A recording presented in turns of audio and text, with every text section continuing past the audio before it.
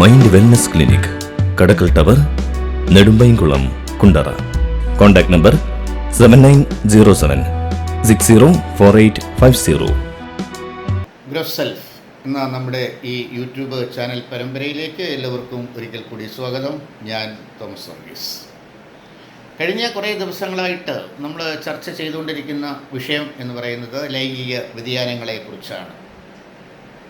ഇന്നും നമ്മൾ ചർച്ച ചെയ്യുന്നത് അതിൽ നിന്ന് വ്യത്യസ്തമായ ഒരു വിഷയമല്ല, അതിൻ്റെ മറ്റൊരു വേർഷനാണ്. അതായത് ഇതിൻ്റെ പേരോ സെക്സ്, അതായത് സാഡിസം. സാഡിസത്തെക്കുറിച്ചാണ് ഇന്ന് നമ്മുടെ ചർച്ച പുരോഗമിക്കുന്നത്. അപ്പോൾ ഈ സാഡിസം എന്ന് പറയുന്ന വാക്ക് നമ്മൾ കേട്ടിട്ടുള്ള വാക്ക് തന്നെയാണ്. സാഡിസ്റ്റുകൾ എന്നൊക്കെ നമ്മൾ കേട്ടിട്ടുണ്ട്.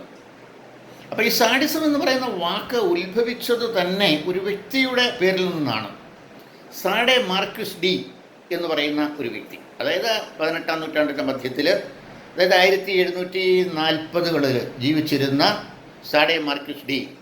അദ്ദേഹത്തിൻ്റെ ഒരു പ്രത്യേകത എന്തായിരുന്നു എന്ന് ചോദിച്ചാൽ, ഈ പരപീഡനത്തെക്കുറിച്ച് പ്രകീർത്തിച്ച് പുസ്തകങ്ങൾ എഴുതുക, അമിത ഭോഗ ആസക്തിയെക്കുറിച്ച് പുസ്തകങ്ങൾ എഴുതുക, അതിനെ പ്രകീർത്തിക്കുക, അങ്ങനെ തൻ്റെ ഇണയെ വേദനിപ്പിക്കുന്നതിലൂടെ അതിനെ പ്രോത്സാഹിപ്പിക്കുകയും സാഹിത്യരചന നടത്തുകയും അത് മറ്റുള്ളവരിൽ പ്രചരിപ്പിക്കുകയൊക്കെ ചെയ്ത ഈ സാഡെ മാർക്വിസ് ഡിയിൽ നിന്നാണ് ഈ സാഡിസം എന്ന് പറയുന്ന വാക്ക് തന്നെ ഉത്ഭവിച്ചത്.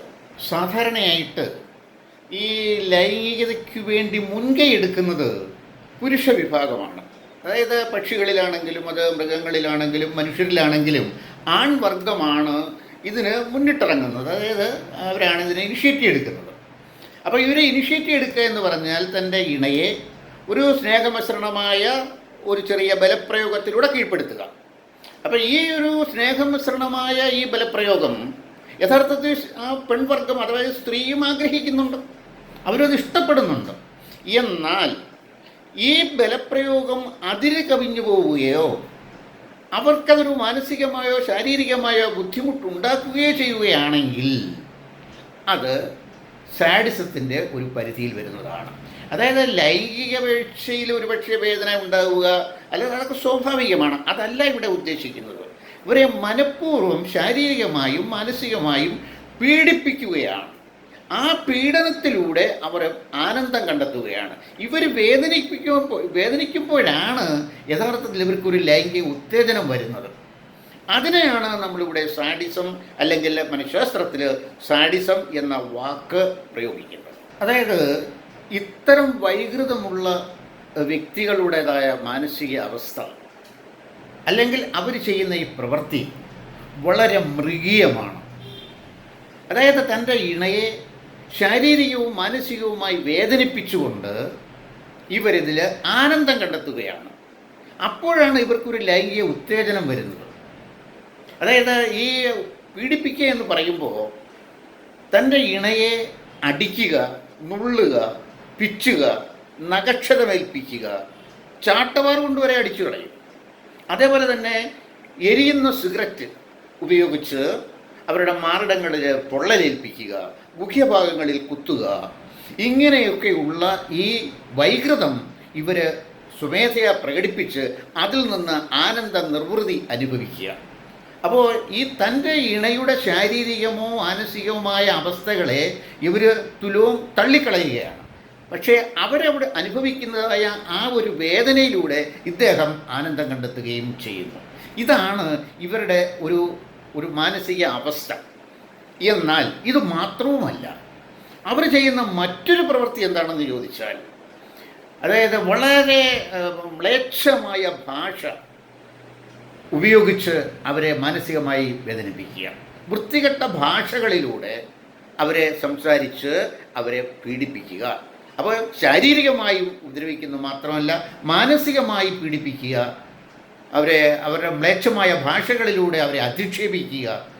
ഇതിലൂടെ അവർ അനുഭവിക്കുന്നതായ ആ ഒരു വിഷമവും അവരുടേതായ ദുഃഖവും, അല്ലെങ്കിൽ ആ ഒരു അവസ്ഥ കണ്ട് ഇദ്ദേഹത്തിന് സന്തോഷം അനുഭവിക്കുക, ലൈംഗിക ഉത്തേജനം നേടുക, അതിൽ നിന്ന് ഒരു ലൈംഗിക നിർവൃതിയിൽ എത്തിച്ചേരുക. ഇതാണ് അവരുടെ ഒരു മാനസികാവസ്ഥ. ഇവിടെ സംഭവിക്കുന്നത് എന്താണെന്ന് ചോദിച്ചാൽ, വിവാഹ ജീവിതം ഒരു യുദ്ധക്കളമായി മാറുകയാണ്. കുടുംബജീവിതം താറുമാറായി പോവുകയാണ്. ഇത് ഒട്ടുമിക്ക സ്ത്രീകളും ഇഷ്ടപ്പെടുന്ന ഒരു പ്രക്രിയയല്ല. അപ്പോൾ ഇതിൽ സഹകരിക്കാൻ വൈമുഖ്യമുള്ള സ്ത്രീകളെ ഇവരൊരു പക്ഷേ വീണ്ടും ബലാത്കാരത്തിലൂടെ കീഴ്പ്പെടുത്താൻ ശ്രമിക്കുകയും ആ കുടുംബജീവിതം അപ്പാടെ തകർന്നു പോകാനുള്ള സാധ്യതയും ഉടലെടുക്കും.